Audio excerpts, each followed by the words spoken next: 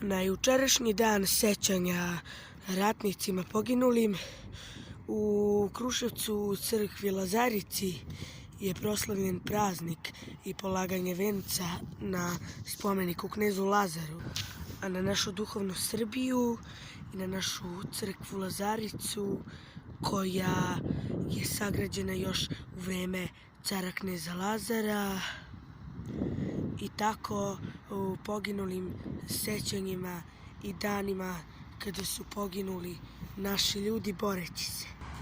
Dan poginulim ratnicima proslavljen je 24. marta 2020. godine u Aleksandrovcu, u kasarni Rasini u Kruševcu.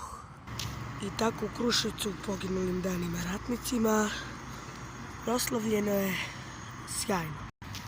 Venci su polagani u Aleksandrovcu, u kasarni Rasini Kruševca, kod Paunovačkog mosta i polagani su na trgu Fontana. I o poginulim ratnicima svečano smo proslavili taj dan.